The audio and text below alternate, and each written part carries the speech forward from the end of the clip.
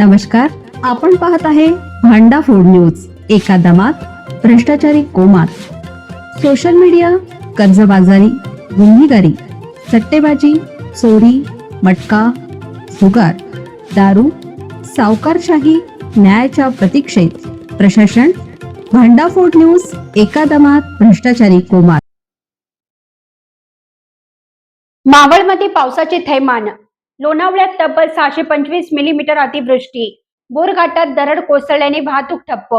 अनेक गावांचा संपर्क तुटला. मावळ तालुक्यात पावसाने थैमान घातलं असून सर्व नद्या व ओढ्या नाल्यांना पूर आला आहे. अनेक गावचे रस्ते पाण्याखाली गेल्याने गावचा संपर्क तुटला आहे. अनेक ठिकाणी दरडी कोसळण्याच्या घटना घडल्या आहेत. पाटण येथे दरड कोसळली असून एक घर ढिगाऱ्याखाली गेलं आहे. अनेक ठिकाणी दरडी कोसळल्याच्या घटना घडल्या आहेत. पाटण येथे दरड कोसळली असून एक घर ढिगाऱ्याखाली गेलं आहे. त्याखाली काही जण अडकल्याची भीती व्यक्त केली जात आहे.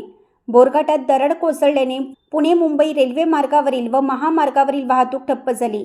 पुणे मुंबई महामार्गावरील देहू रोड ते कामशेतपर्यंतच्या अनेक भागात महामार्गावर पाणी आल्याने वाहतूक विस्कळीत झाली आहे.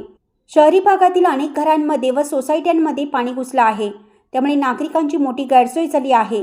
मावळ तालुक्यात गेल्या 2 दिवसात पावसाने थैमान घातलं आहे. रविवारी रात्री ढगफुटी सदृश्य पाऊस झाला. सोमवारी सकाळपर्यंतच्या 24 तासात लोणावळा येथे तब्बल 625 मिलीमीटर, कार्ला येथे 678 मिलीमीटर, पवनानगर येथे 342 मिलीमीटर, खडकाळा येथे 306 मिलीमीटर, वडगाव येथे 268 मिलीमीटर, तळेगाव दाभाडे येथे 260 मिलीमीटर तर शिवणे येथे 267 मिलीमीटर पावसाची नोंद झाली आहे.